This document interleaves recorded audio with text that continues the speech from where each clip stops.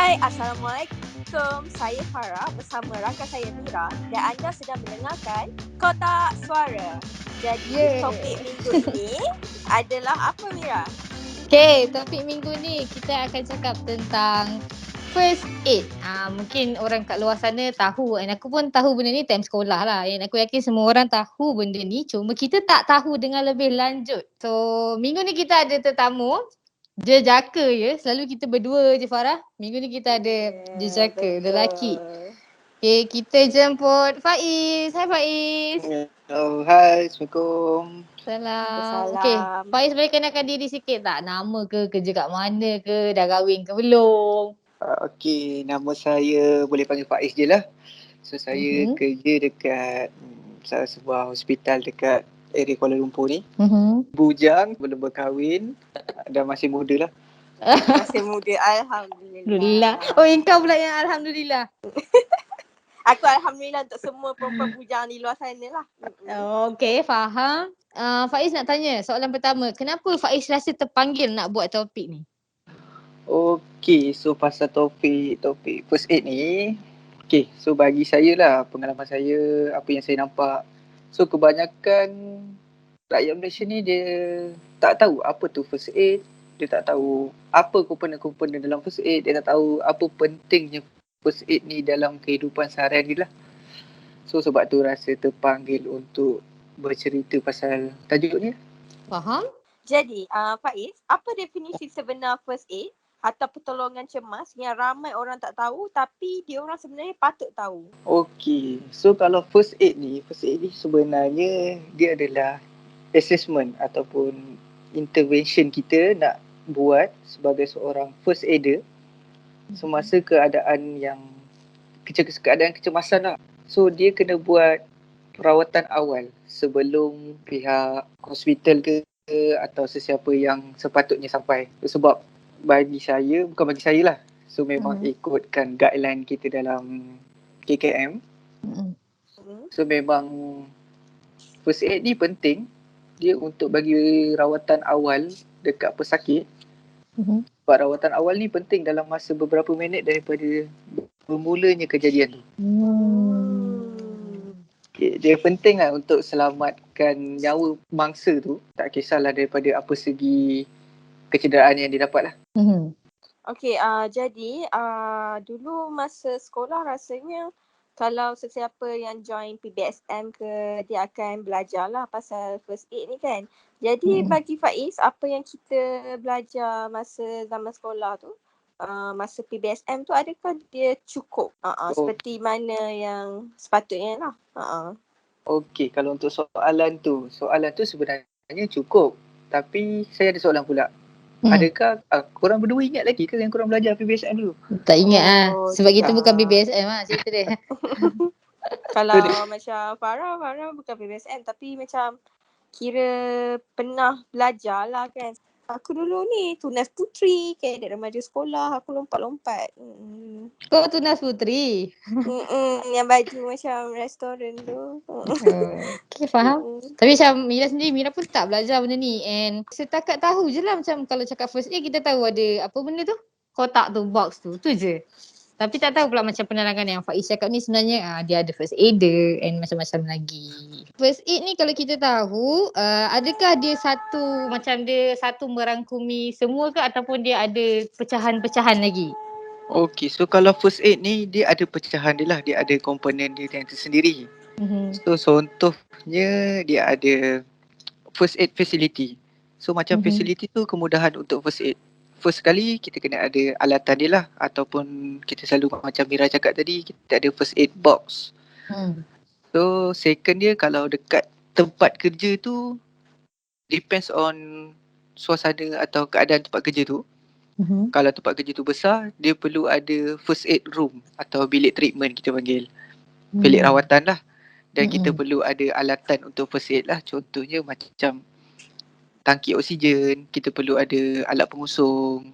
So kalau kejadian apa-apa yang berlaku, kita boleh buat perawatan awal dengan mudah. Sebab kita ada kemudahan yang lengkap. Okay, then kita juga perlu ada, first aider ni dia kena ada requirement dia. Dia tak boleh lah semua orang tiba-tiba nak jadi, okay saya nak jadi first aider, tak boleh. Dia kena ada kelayakan dia sendirilah. Okay, dia kena pergi, saya cakap kena pergi latihan dulu dan dapatkan sijil and lulus dengan cemerlang. Dengan cemerlang tu tak ada lah.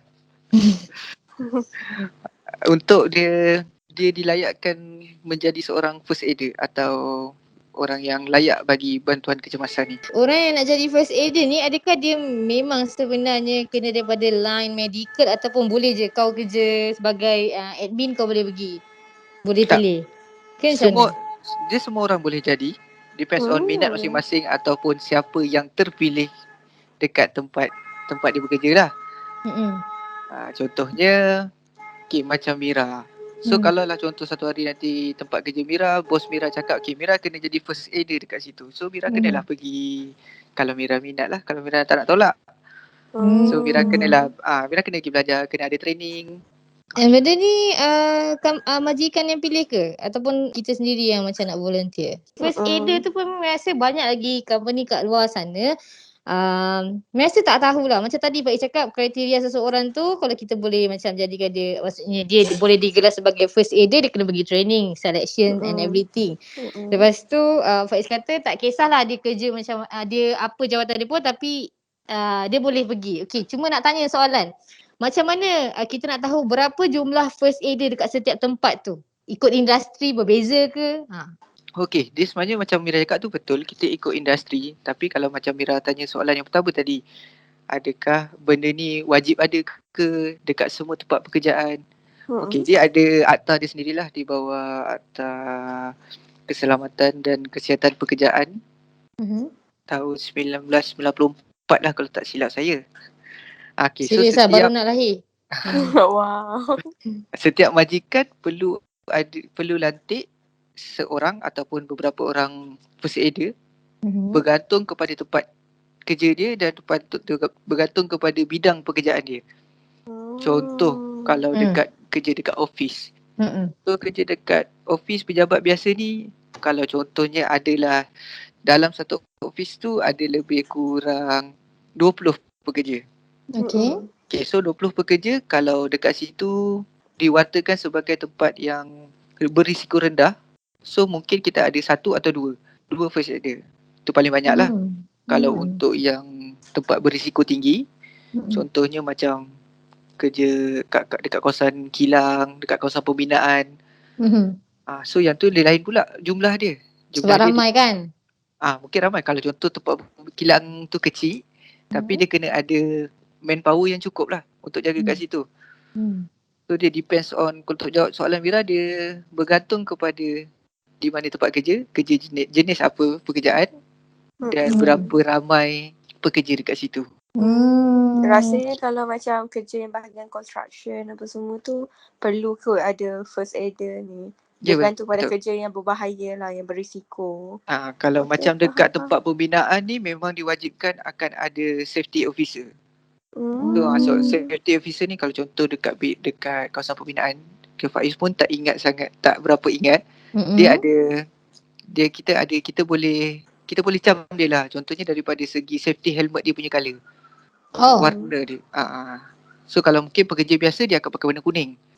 So kalau untuk safety untuk first aider medical side dia akan pakai berwarna merah. So dia ada colour coding dia dekat situ. Maksudnya so kira dia macam ada jawatan yang spesifik lah. Betul. Untuk okay, faham. Pekerja dekat office, maksudnya kita nak kenal first aider tu macam mana Faiz? Maksudnya first aider ni dia semua orang kena tahu kat mana kedudukan dia ke, ataupun mungkin dia kena pakai name tag ke apa ke?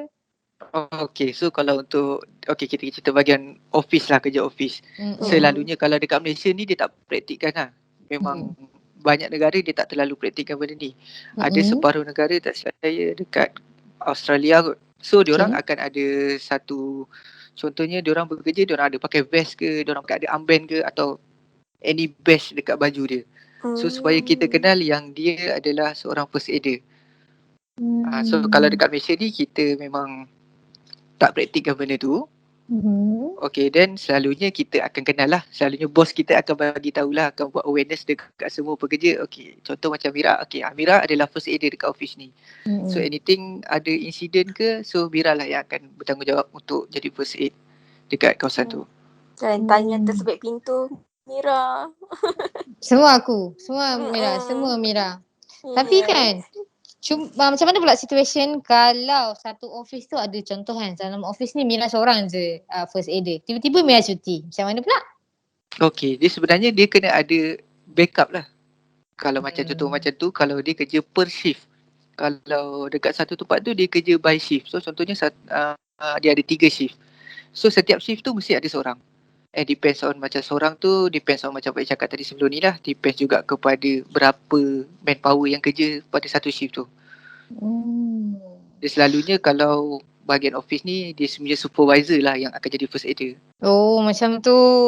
Betul. Kira benda ni tak silap Mira. Yang Mira terfikir macam tak boleh lah kira macam majikan macam rapat dengan dia. Kau jadi, aku hantar kau pergi kursus first aider. Tak boleh macam tu Tak boleh Boleh kalau Kalau orang tu nak. kalau orang tu nak, boleh, tak ada masalah. Tanggungjawab besar juga. Okay, nak tanya pasal selection pemilihan kan. Adakah macam dia ada spesifik tertentu ke, dia kena ada macam kesihatan yang baik ke? Mestilah tak boleh macam pilih first aider yang Sembrono je. kan, betul tak Faiz? Betul. Mira ni Ha. tanya macam Mira dah pergi ya. Okey. Contoh selection ni selalu yang macam saya cakap tadi daripada uh, Occupational Safety and Health Ministry ni, dia sarankan untuk hantar pekerja yang dia physical, dia fit. Contohnya kalau macam contoh seseorang tu dia overweight. So overweight mungkin bila nak melakukan perawatan tu dia akan ada kekangan lah dekat dia. So selalunya kita akan hantar orang yang sihat, yang dia tak ada, dia sendiri pun tak ada penyakit. Contohnya penyakit yang paling penting daripada penyakit yang boleh berjangkit kepada orang lain. Contohnya orang tu ada HIV ataupun ada hepatitis B atau hepatitis C, anything. So dia tak boleh lah jadi first aider. Sebab kalau dia jadi first aider, orang tu ada luka. So dia risiko untuk dia transmit dia punya penyakit tu kepada mangsa tinggi. Yelah, faham. Aku nak rawat engkau, aku pula yang sakit. Betul. Lagi satu, kalau untuk pemilihan staff untuk jadi first aider ni, dia mestilah orang tu yang sesuai.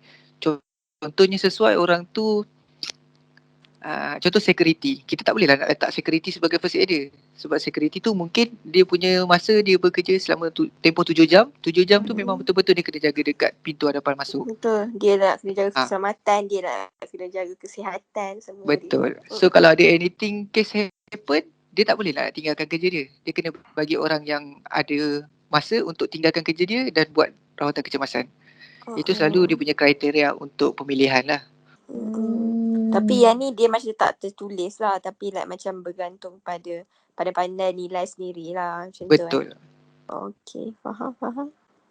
Okay, Faiz, kalau macam berdasarkan apa yang Farah Google, Farah ada terjumpa term yang first aid service dengan first aider yang macam Faiz explain tadi lah.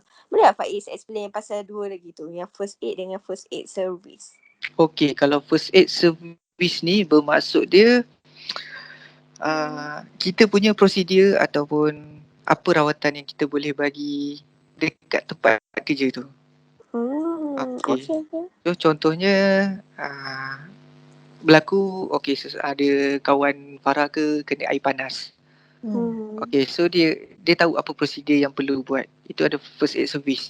So kalau macam first aider ni maksud dia orang yang macam sampai cakap tadi lah, bagi rawatan awal. Ya, betul. Orang yang dah pergi training, dah ada sertifikat. So basically apa yang Faiz explain tadi, tapi yang tu lah term-term dia. Okay, faham. Betul. Itu pasal first aider. Sangat menarik sebabnya aku rasa, aku sendiri secara jujurnya Mira rasa kat luar sana mungkin pendengar kotak suara ataupun ada sebahagian daripada kita ni rupanya majikan sesebuah company, mungkin lepas ni bolehlah start untuk macam lebih tengok pasal first aid ni, first aider. Faiz, kalau macam nak pergi training kan, macam majikan nak hantar beberapa staff dia nak pergi masuk kursus tu, Faiz tahu tak kat mana dia nak pergi cari ataupun jumpa ke orang ke, nak jumpa KKM ke? So saya bagi yang general lah. Kalau dekat Malaysia ni senang nak cari. So salah satunya kita boleh pergi mana-mana institusi yang di bawah Kementerian Kesihatan Malaysia. So contohnya Kolej Kesihatan Bersekutu ke. Dan kita boleh pergi juga dekat hospital yang di bawah di bawah pengelolaan Kementerian Pengajian Tinggi. Contohnya macam kita ada HUKM, Hospital University lah, yang kita ada PPUM, kita ada HUSM. Itu yang antaranya lah. Dan selain tu, kalau nak lagi sure, kita boleh pergi dekat NIOSH. NIOSH ni, dekat NIOSH pun dia ada provide training ni. Kita boleh pergi juga dekat MASTEM. MASTEM tu Malaysian Society for Traumatology and Emergency Medicine. Kalau susah juga nak jumpa, tak tahu dekat mana, kita boleh cari dekat St. John Ambulance ataupun Malaysian Red Crescent yang terdekat. Sebab kalau macam St. John Ambulance dengan Red Crescent ni memang banyak lah tempat dia yang berdekatan, yang senang kita nak jumpa. So dekat diorang pun, itu antara organisasi yang diiktiraf lah untuk keluarkan sijil first aider ni. Diorang training berapa lama Faiz? Training tu tak lama. Basically 1 hari boleh habis dalam masa 8 jam. Oh iya ke? Betul. Untuk dapatkan sijil je? Betul. Tapi sijil tu ada tara ni tak? Ada validity tara date leput. tak? Okay, kalau untuk first aider ni ada. Kalau yang diprovidekan daripada KKM sendiri, dia cakap setiap 3 tahun sekali kena renew lah. Sebab kalau untuk medical side ni, kita memang setiap tahun dia akan upgrade. So means upgrade knowledge, upgrade skill atau upgrade cara. So mungkin dalam masa 3 tahun tu kita ada cara baru untuk treat penyakit sakit tu. So dia akan update lah, dia akan up to date sentiasa. So sebab tu kita kena renew. Okay, itu pasal first aider. Tapi biar nak tambah, bukan nak tambah, nak tanya lebih sikit lah. Tanggungjawab sebenar first aider ni Faiz, selain dia lah orang pertama yang memberi bantuan, apa lagi? Mesti dia yang kena jaga equipment ke kan? Betul tak? Betul. Okay, so kalau tanggungjawab ni memang banyak lah. First kali daripada cara pengurusan dia untuk dia menguruskan kejadian tu. Okay, contohnya kalau ada kejadian apa-apa yang berlaku, dia kena buat report. Dia kena buat report, dia kena isi form dia, isi borang dia dan report dekat NIOSH lah. Lepas tu selain tu yang paling penting, dia lah yang kena bertanggungjawab untuk bagi treatment yang paling awal. So dia yang akan bertanggungjawab untuk susun, untuk arrange balik pesakit ni perlu pergi ke hospital ke, ataupun setakat sakit sikit, pesakit ni boleh pergi ke klinik, dapatkan MC balik. Semua kat dia Okay, dia tanggungjawab dia besar. So dia cakap first aider ni dia tak boleh dia sebenarnya tak boleh orang sebarangan lah yang pergi. Macam saya cakap tadi, kalau tak ada minat pergi belajar pun tak guna juga kan.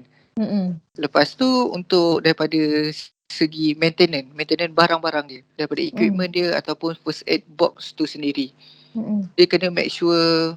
Okay, contohnya daripada saya sebut first aid box, dia kena pastikan kotak peti kecemasan tu mudah untuk diakses oleh semua orang. Dia tak boleh lah, contohnya office ada tingkat 3, dia letak dekat basement, dekat dalam store first aid. So kalau anything happen, betul, kita susah nak access benda tu. Dan kalau ada treatment room kat situ pun, dia kena pastikan treatment room tu kita senang untuk access, masuk. Jangan dia kunci pintu, dia bawa balik kunci. Jadi masalah bila ada apa-apa kecemasan berlaku.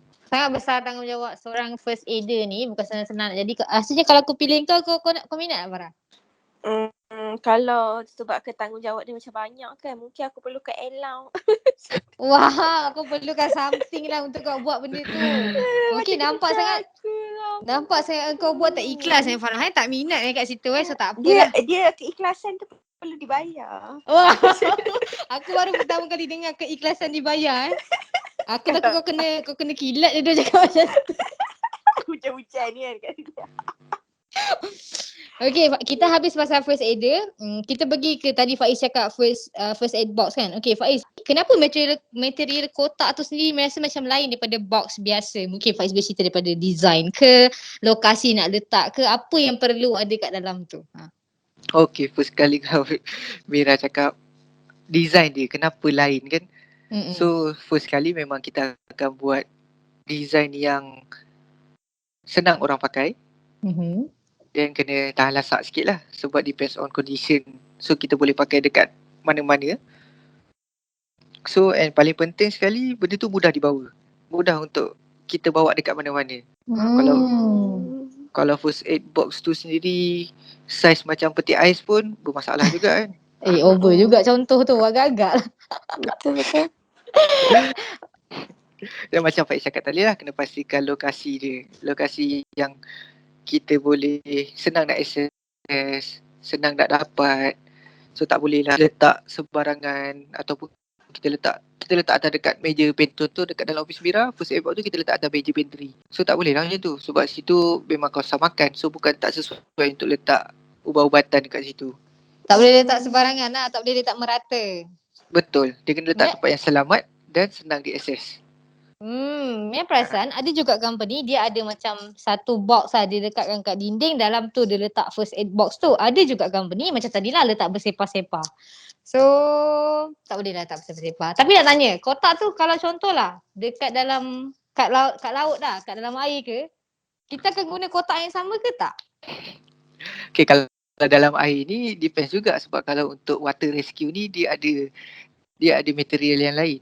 Dia akan lebih kepada waterproof and benda tu bersifat terapung.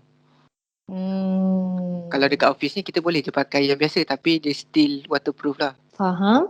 Okay, kalau macam sebuah company tu berapa banyak nak letak first aid box tu? Depends on keluasan office tu. Depends juga kepada berapa pekerja dia. So kalau pekerja dia jumlah yang banyak, contoh 30 atau 40 orang, so mungkin kita perlukan kotak yang besar sikit sebab barang dalam tu pun kita kena letak lebih lah. Lebih lah. Dia ada beza ke Faiz? Kotak maksudnya saiz kotak tu? Ada. Dia ada banyak saiz. Oh iya ke? Satu saiz je. Kan?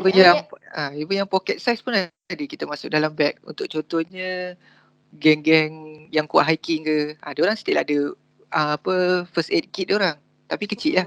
Sebab mungkin untuk dia atau kawan dia berdua je. So senang dia masukkan dalam bag and boleh bawa.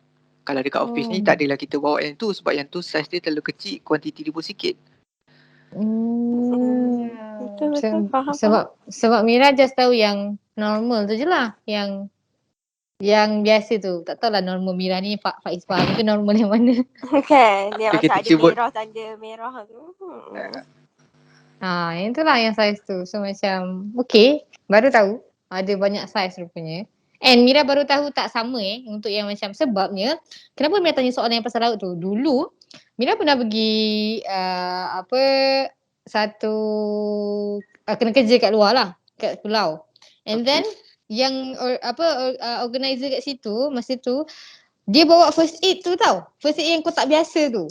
Naik atas boat. So before nak kan bila kita dah macam balik daripada satu kawasan pulau tu kan dia takkan hantar yang dekat dekat betul-betul ujung pantai kan kita kena terjun dalam air dulu kan nak jalan ke pantai tu. Faham tak? Faham. Okay. Time tu kan kita semua kena terjun. Dia bawa first aid box tu and benda tu terapung. So macam Mira ingat benda tu adalah sama je untuk setiap situasi. So bila Faiz cakap berbeza, so macam okay. Rosak lah barang dalam tu. So dia selalu tak ikut lah tu. Dia mungkin tak ikut kriteria dia lah. Tapi as long as benda tu boleh terjaga, tak rosak, kita boleh je pakai, tak ada masalah. First aid tu macam untuk first aid box tu macam nak menyenangkan lah sebab dia dah ada kompartmen dia apa semua. Macam okay, ni untuk letak bandage, ni untuk letak ubat. Tapi Farah, cerita dia lepas dia bawa benda tu naik ke darat balik, semua dalam tu basah. Dia tu asal ada dia tu. Situasi dia macam tu lah. Dalam first aid box ni selalu kita yang benda yang wajib ada, kita kena ada triangular bandage. Kena tahu tak triangular bandage? Yang warna coklat tu tahu, ke? yang triangular tu tak tahu. Triangular tu dia berbentuk segitiga ataupun kita panggil kain anduh. Selalunya kalau ada orang patah tangan ke kita akan pakai benda tu. Tahu. Kalau dulu masuk kadet remaja sekolah pun ada belajar cara nak ikat dia. Minta maaf lah, saya bukan kadet remaja sekolah, saya puteri Islam ya. Saya kadet remaja sekolah pun saya tak ingat dah ada benda. Tu macam tu lah. Kita ada triangular bandage, kita ada iPad. iPad tu pad untuk tutup mata kalau ada kecederaan mata. Kita kena ada gauze, kain kapas. Kita kena ada bandage. So kalau yang betul-betul yang wajibnya kalau ikut guideline, kita kena ada alat untuk cuci luka kebakaran. Sebab kalau siapa kena air panas ke, terkena api ke, dia barang alatan untuk cuci dia tak sama macam kita cuci luka yang biasa. So kita kena ada pocket mask untuk CPR kalau kita perlu buat CPR. So pocket mask? Macam mana tu? Dia macam mana nak guna? Macam aku senang dengar. Okay, kita cerita balik untuk yang ni kita masuk bab training dia sikit lah kalau untuk first aid ni. Tolong cerita. So kalau untuk first aid ni, kita akan pergi training. Apa training yang kita akan belajar dekat situ? Mira ada idea? CPR. Okay, lagi? First yang balut tangan tu lah, triangle. Cuci luka. So basically kita akan belajar untuk BLS. BLS tu basic life support yang macam Mira cakap tadi lah, buat CPR. So sebab saya cakap dekat office ni apa-apa je kejadian yang boleh jadi. Even kalau ada workmate kita tiba-tiba kena serangan jantung ke, then dia collapse. So kalau kita nak tunggu ambulans sampai, kita lambat. punya betul. Sebab memang ambulans kita pun dekat Malaysia memang lambat. So mungkin kenapa lambat Faizal? Yang setakat apa yang pengalaman Faiz kerja, kebanyakannya memang kita tak mencukupi ambulans. Dan kita terlalu banyak kes nak ambil. And kadang ada separuh rakyat Malaysia sendiri pun tak tahu apa penggunaan ambulans tu yang sebenarnya. Yelah, sebab selalunya orang kat Malaysia ni apa-apa jadi macam nak call ambulans lambat. Apa-apa ambulans salah. So macam betul. Daripada segi perjalanan ambulans tu sendiri ke tempat kejadian pun, dengan pemandu kita yang selalu tak bagi kerjasama, itu pun buat ambulans tu delay lah untuk sampai dekat lokasi ni. So that's why kita kena tahu apa tu first aid. Kita kena tahu belajar apa tu basic life support. So basic life support ni macam mana apa yang kita belajar itu. So kita belajar macam mana kita nak tahu orang tu betul-betul tak sedarkan diri. Macam mana kita nak buat CPR.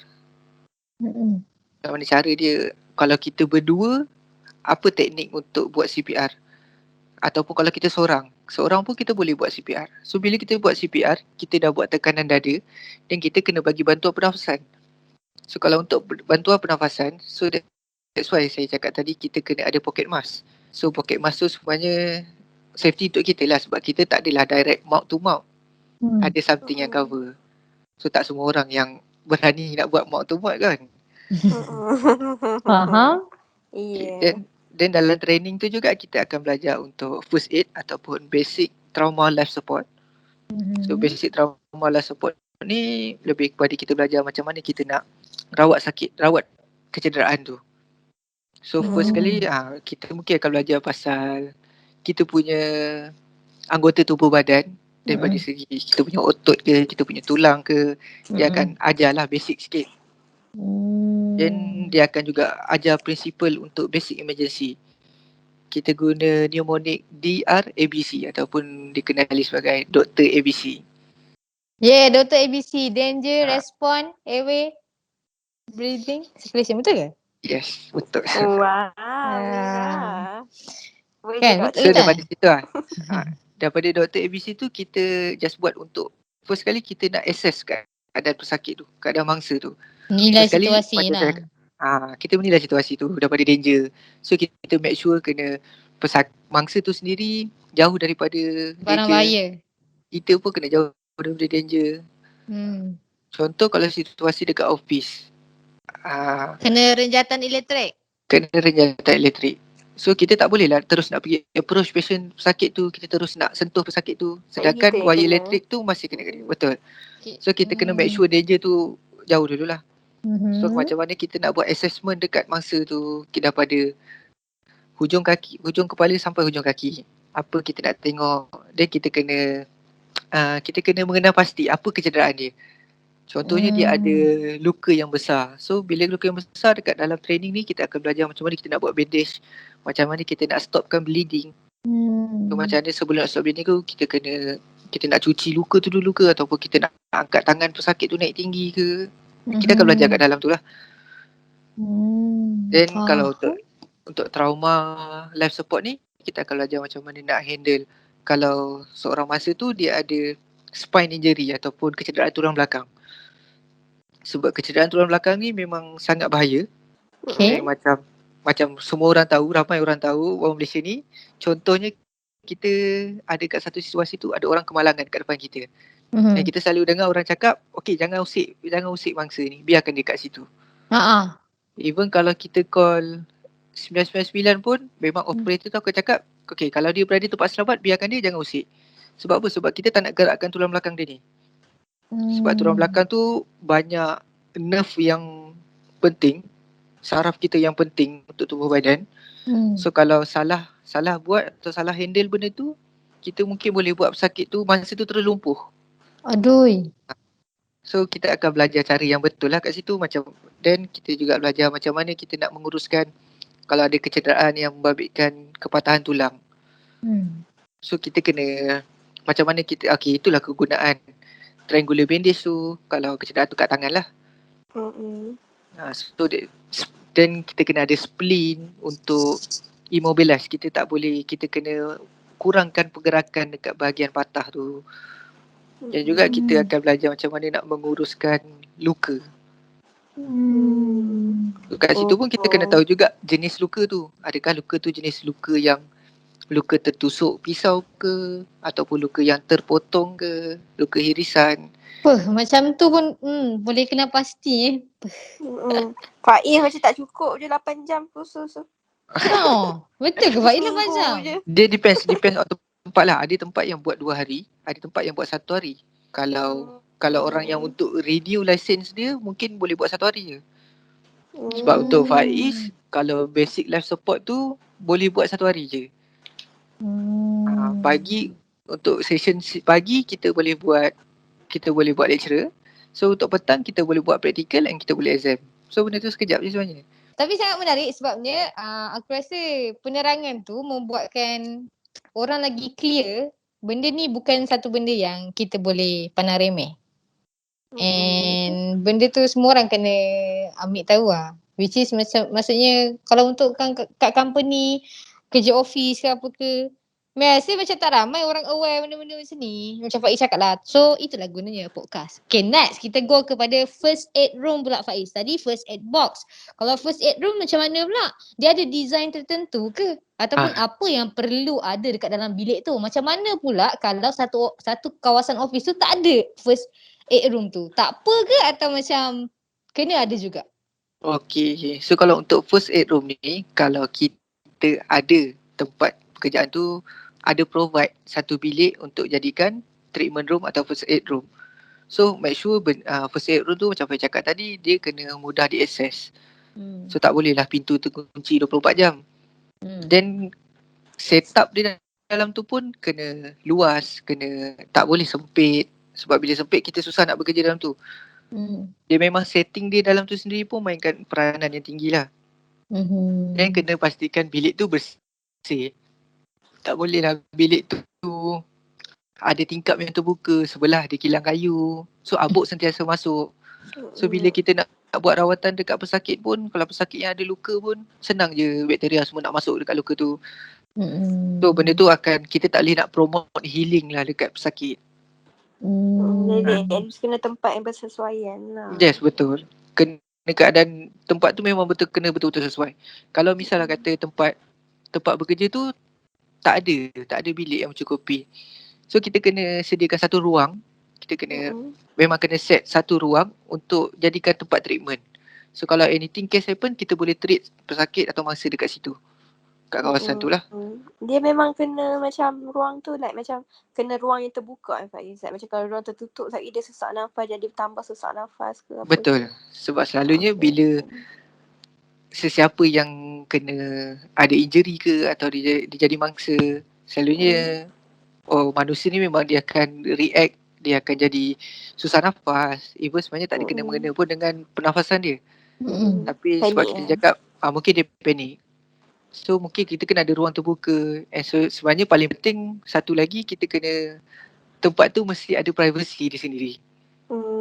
Terbuka tapi ada privacy. Betul. Macam mana tu Kalau boleh sediakan langsir ke untuk tutup. Sebab contoh lah misalnya kata Mira sendiri yang cedera. Then ada first aider nak rawat Mira dekat situ. Mira pun mesti tak nak semua orang mata tengok kat Mira kan. Betul. So sebenarnya untuk privacy pesakit atau masa tu sendiri sangat penting jugalah. Betul. Mira aku dah nampak dah dekat office kita tu, bilik mana yang boleh buat tu? Bilik belakang. Kau jangan cakap bilik gulam Bilik tu tak boleh, sangat sempit. Faiz kata terbuka ruang. Kalau boleh biar laluan ke pintu keluar tu mudahlah diakses. Sebab bila contohnya pihak ambulans datang, so dia boleh bawa stretcher masuk. Susah je bilik tu. Okay, faham? Saya rasa benda ni penting untuk mungkin orang-orang kat luar sana yang mungkin ada yang tiba nak buka company, nak cari office baru ke, mungkin dah boleh fikirkan design yang baik ataupun tak nak buat first aid room satu khas ke, ataupun pastikan ada satu ruang yang anything happen boleh guna kat situ. Betul tak Faiz? Betul. Kita kena first aider ni sangat penting lah. Ini salah satu tanggungjawab dia untuk tentukan mana bilik yang dia perlu buat untuk jadi first aid room. First aid room ni adakah design dia kita sendiri boleh tentukan ataupun kena ikut design ataupun orang medical je kena bagi tahu, kita kena pergi tanya macam tu? Okey, selalunya dekat satu kawasan, contohnya kawasan Ampang. So akan ada satu pegawai keselamatan dan kesihatan pekerjaan. Dia akan in charge kawasan tu tau. So kalau kita tak boleh nak decide macam mana nak buat, kita boleh minta pendapat dia dan kita boleh panggil dia untuk datang ke office dan dia tentukan macam mana nak buat. Ataupun selalunya ada juga pihak bomba pun boleh tentukan macam mana nak buat, nak design setting benda tu. Oh, bomba pun boleh? Boleh, sebab bomba pun ada authority untuk first aider ni. Sumpah bomba banyak kerja. Okey, aku tak tahu pula kenapa aku rasa macam aku banyak benda tak tahu ni. Okey. Kan, benar. Apa yang perlu ada Faiz dekat ruang tu? Dekat dalam first aid room tu? Basic lah. Katil ni ada ke? Betul. First kita kena ada katil lah. Supaya mudah. Kalau takkan ada pesakit, kita nak rawat dekat atas lantai. Sofa tak boleh? Kalau boleh biar katil. Sebab sofa tu dia tak flat. Oh, dia tak. Okay, faham. Ada katil tu habis lah. Jadi tempat lain tu. Jangan disalah guna lah. Memang salah guna. Memang tak boleh. Bunga salah guna tu. Okay, katil lagi. Okay, kita ada katil. Kita kena ada sinki. Sinki tu penting untuk basuh tangan, untuk bersihkan alatan. Dia kena ada. Kalau macam dah ada first aid room tu, tentulah first aid box tu pun akan ada dekat dalam first aid room lah. So kita mudah nak access barang-barang yang kita nak guna. So far yang tu je lah. Tu je lah yang penting. Aku rasa yang Farhan banyak gila benda yang aku tak sure lah company kat luar sana macam mana, tapi untuk company-company kecil aku yakin sangat-sangat diorang tak ada benda ni, and aku rasa diorang tak tahu benda-benda ni. Betul, at least macam bagi aku semua kena ada first aid box tu lah yang paling penting kan. Kalau macam tak ada bajet kena buat first aid room tu. Penting lah sebenarnya. Come to think of it, dia macam daripada sekecil-kecil benda yang macam mungkin terpotong, macam terhiris tangan ke masa dekat pantry. Benda tu berguna juga. Daripada like macam kalau nak basuh tangan guna just air dia kan, bakteria kita tak tahu. Better kita ada macam proper measure nak handle tu. Ya, betul. Lepas tu first aider boleh tanggungjawab pun sangat besar. Bukan setakat macam contoh lah macam cakap tadi kan. Okay, aku rapat dengan bos pilih aku jadi first aider. Sebab apa? Sebab orang kenal semua, orang tahu siapa kau, kat mana tempat duduk kau. Okay, orang boleh tahu itu first aider. Tapi kalau first aider tu sendiri tak jalankan tanggungjawab dia pun satu hal juga. Susah juga sebenarnya. Tapi itulah, cuma satu soalan lagi nak tanya kat Faiz. Sebenarnya banyak soalan tapi nak tanya. Macam mana pula kalau berlaku kebakaran ke office Faiz? Macam mana kita nak atasi benda-benda tu? Okay, so kalau untuk kebakaran, sepatutnya paling penting kita kena tahu mana laluan keluar bila berlaku kebakaran. Dan untuk kebakaran ni juga kita kena ada cakap dalam kalangan rakan kerja kita kena ni kena ada bomba juga sendiri. Maksud baik bukan bomba yang bekerja sebagai bomba lah. So dia tahu macam mana nak guna alat pemadam api. Dia tahu macam mana cara untuk containkan api tu daripada merebak. So dia tahu macam mana cara nak arahkan rakan sekerja dia keluar mengikut laluan yang sepatutnya. So untuk kebakaran ni memang penting lah. Tak, and Faiz percaya tak semua company yang buat training ni, selalunya training company yang besar je lah akan buat training. So kurang nasib baik lah untuk company-company yang kecil ni, sebab kalau terjadi apa-apa kebakaran, memang senang sangat untuk kita ada kehilangan nyawa atau kecederaan kat situ. Sebabnya like macam mungkin lah orang ingat macam okay kebakaran, okay pandai-pandai lah masa tu basic kot. Semua orang boleh tahu kan instant response. Tapi sebenarnya bila kita panik tu, kita lupa semua benda. Like macam kita akan panik. So yang tu lah function dia kalau kita belajar. Once kita dah belajar, kita dah biasa. So kita dah tahu automatically apa kita nak buat. Kita tak nak masa nak fikir lah. So kita kena fikir lagi awal supaya bila benda tu berlaku kita dah tahu. So itulah guna training. Betul. Lepas tu sebab masa training ni kita akan buat balik kan benda tu kan macam bukan nak cakap pasal apa orang cakap pertolongan cemas ni semua. Kita kadang-kadang langkah keselamatan pun orang tak ambil peduli sangat. Mungkin maksudnya contohlah kita cakap pisau ke, ni simple lah, pisau pun letak merata-rata, kalau jatuh ada budak kecil ke apa ke, kalau macam plug pun tak tutup, maksudnya faham tak? Benda yang kita boleh cegah daripada awal yang sepatutnya korang buat untuk elak daripada apa-apa jadi pun korang tak buat. Ini kan bila nak pergi ke first aider ni, kau rasa? Betul, logik. So macam benda tu sangat-sangat penting lah. Mungkin sebelum ni kita tak terfikir, tapi tak apa. Terima kasih dekat Faiz sebab Faiz dah nak cerita benda-benda macam ni. Okay Faiz, ada kesedaran. Sepanjang Faiz bekerja, ada tak pengalaman Faiz? Apa pengalaman yang Faiz rasa Faiz nak share tentang macam berkaitan dengan benda-benda yang kita cakap tadi? Ada tak? Kalau nak cerita pasal first aid ni, memang kerja Faiz pun memang dekat first aid lah. Sebab Faiz pun kerja kat bahagian kecemasan. Okay. Cerita. So kalau nak cerita pasal first aid ni, memang banyak sekali jadi. Macam mana sebab Faiz cakap daripada mula tadi, benda ni penting untuk semua orang tahu. Tak semestinya kegunaan first aid ni untuk dekat tempat kerja saja. Contoh, kalau kita belajar CPR, kita duduk dekat rumah, kita boleh buat benda tu, kita boleh apply kalau apa-apa jadi. Kita belajar macam mana kita nak kawal pendarahan berlaku, kita boleh buat dekat rumah. Kalau ada anak buah ke, anak sendiri ke terjatuh, dan kita tengok tangan dia sakit, kita boleh buat first aid dulu dekat dia. Sebab benda ni sangat berguna untuk kehidupan, bukan untuk bekerja saja. Kalau kita contoh macam Faiz pernah dulu ada satu pengalaman tu, masa tu zaman belajar. Then tengah jalan nak pergi ke kawasan hospital lah untuk buat practical session. Dan tiba-tiba ada dengar suara orang minta tolong. So Faiz dengan kawan Faiz cuba cari dekat kawasan mana. And then ada satu pakcik ni, dia pegang dada, then dia dah terbaring dekat tepi parking kereta. And tak ada orang perasan, and wujud kita orang perasan dekat situ. So and kebetulan kita orang pula baru habis training untuk basic life support. And then memang pakcik tu pingsan dekat situ. So kita orang check nadi semua, nadi dah tak ada. And then kita orang apply terus CPR dekat kawasan tu. And sambil minta tolong dekat orang lain untuk panggil ambulans datang lah. Sebab Faiz pun tak follow up sama ada pakcik tu selamat atau tak. Tapi untuk macam Faiz cakap tadi, benda ni berguna. Even sesiapa pun, kalau apa-apa jadi, kita boleh apply dulu sebelum tunggu rawatan selanjutnya yang betul sampai dekat lokasi. Okay, untuk macam Mira kan, secara jujurnya Mira kan ingat benda ni orang yang belajar medical je lah buat. Aku tak tahu. Aku akan duduk kat tepi. Faiz faham tak? Faham, betul. Betul Mira cakap tu, kalau ikut pemikiran orang memang macam tu. Cuma macam Faiz cakap, dekat dalam medical ni kita ada golden time.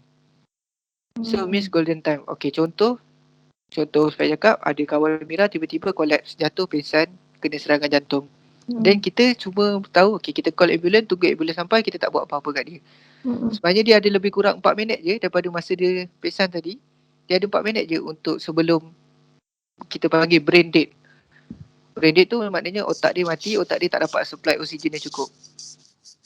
So kita nak make sure kan darah dalam badan kita dapat supplykan oksigen dekat otak. Sebab tu kita kena buat CPR. So dia punya chances of survival dia lagi tinggi lah kalau kita dapat buat first aid dekat dia. Kalau kita tak dapat buat first aid kat dia, kalau nak tunggu ambulans, mungkin ambulans 15 minit lagi. So kita punya golden time tu kita dah tak dapat achieve lah. Faham? So that's why kita sebenarnya semua orang patut tahu, macam saya cakap tadi, benda ni bukan berguna untuk dekat office saja, dia berguna dekat kehidupan seharian. Boleh ke kalau orang biasa, maksudnya tak perlu majikan hantar pun, kita sendiri nak pergi masuk kursus tu? Boleh? Boleh tak? Okay. Kita boleh je belajar dekat mana-mana CPR. Kalau tak silap Faiz, Angkatan Pertahanan Awam Malaysia pun ada buat training untuk CPR, Basic Life Support. Yuran dia berapa Faiz? Yuran dia selalu untuk Basic Life Support ni depends on pertubuhan tu sendirilah. Faiz tak berani nak cakap berapa. So selalunya takkan lebih sampai 300 atau 400 lah. Even ada juga yang buat training ni free. Tapi lebih kepada NGO lah yang akan buat training free. Training yang tanpa bayaran. Siapa yang nak pergi boleh join je. Okay, sebenarnya ni sangat menarik, and Amir rasa apa yang kita bincangkan ni sangat padat daripada kita cakap first aid. Apa itu first aid? Ada first aid service, first aider, lepas tu apa lagi? Ada first aid room, first aid box, dan Faiz pun ada masuk sikit pasal CPR, everything apa yang perlu ada dekat office ataupun kat luar sana. Kesedaran yang sangat penting untuk semua orang tahu. Tak semestinya kita kerja dekat office sahaja, dekat bahagian construction ke, ataupun dekat luar kat rumah pun, benda ni sangat penting. So maksudnya lepas ni mungkin kita akan lebih serius untuk pandang lah benda-benda macam ni. Kita nak cakap banyak lagi, tapi saya rasa lepas ni kita akan mungkin lah kita, kalau Faiz sudi lah kan, kita boleh lah buat cerita bersiri kan, kalau Faiz nak lah. Kalau tak Okay Faiz, apa kata-kata terakhir untuk Faiz, daripada Faiz untuk orang kat luar sana? Mungkin tak cakap pasal first aid ataupun mungkin pasal kesihatan?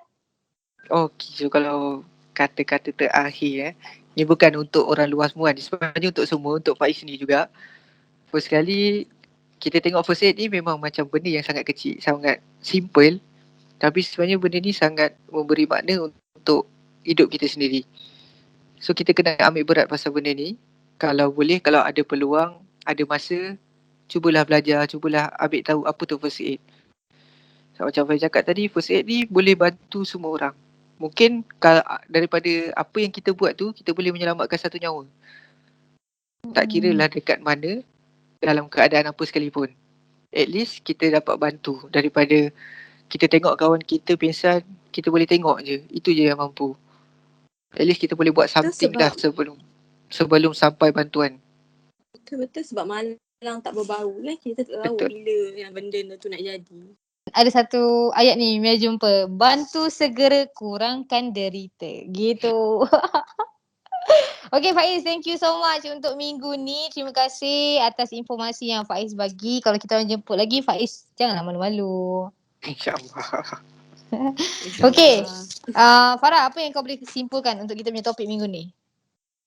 Okay, apa yang aku boleh simpulkan sebenarnya, first aid, pengetahuan tentang first aid ni amat penting lah untuk diketahui oleh semua orang. At least kalau tak nak attend kursus pun, macam at least kau kena belajar lah. Benda-benda basic macam kalau macam lengan terseliuh ke apa yang kau boleh bantu dia, and then luka tu kena letak antiseptik dulu, benda-benda basic macam tu.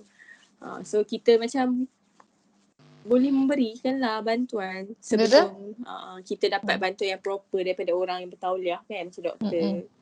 Kerana pengetahuan first aid ni sangat penting lah, penting. Dan kalau ada duit, kalau macam company tu boleh kot macam melaburkan duit sikit untuk hantar at least seorang ke untuk pergi ke kursus yang macam Faiz cakap tadi. Sebab yang tu untuk kebaikan dia orang juga. Sebab apa pun pekerja di bawah tanggungjawab company yang masa bekerja tu. Betul? At least kalau kita contohlah dia punya kelebihan kan, company hantar pergi ikut training tu, kalau apa-apa jadi dekat rumah pun dia dah boleh handle dah. Jadi kat saudara mara ke apa ke, tak ada masalah. Tapi one thing yang Amir rasa, kalau lah kita rasa macam tak nak pergi training ke, at least lah korang boleh pergi search dekat YouTube ataupun Google, ataupun mesti ada kawan-kawan yang bekerja dalam bidang kesihatan semua. Korang boleh tanya. Of course diorang akan cerita. Cuma korang tanya ataupun tak tanya je. And mungkin lepas ni Mira harap sangat-sangat yang kat luar sana yang dengar kita orang punya podcast minggu ni, mungkin lah boleh start lah fikir daripada segi apa tadi? kita ada first aid box tu, first aid room, yang paling penting first aider lah. So mungkin majikan yang tak buat, mungkin lepas ni boleh buat. Yang macam Faiz cakap tadi kan, apa pasal kalau apa berlaku kebakaran ke office macam mana. Yang benda tu tak semua orang lah. Mungkin kita tak fikir sebab kita macam fikir takkan ada jadilah. Bila dah jadi nanti baru nak buat, takkan macam tu kan. So, macam itulah, everything semua boleh start daripada sekarang. So terima kasih kepada semua pendengar podcast Kotak Suara. Boleh dengar kita orang dekat Spotify, search sahaja Kotak Suara, ataupun ikuti perkembangan kami di Instagram Kotak Suara FM. Okay, terima kasih kepada semua. Kita jumpa lagi di episod akan datang. Assalamualaikum. Bye.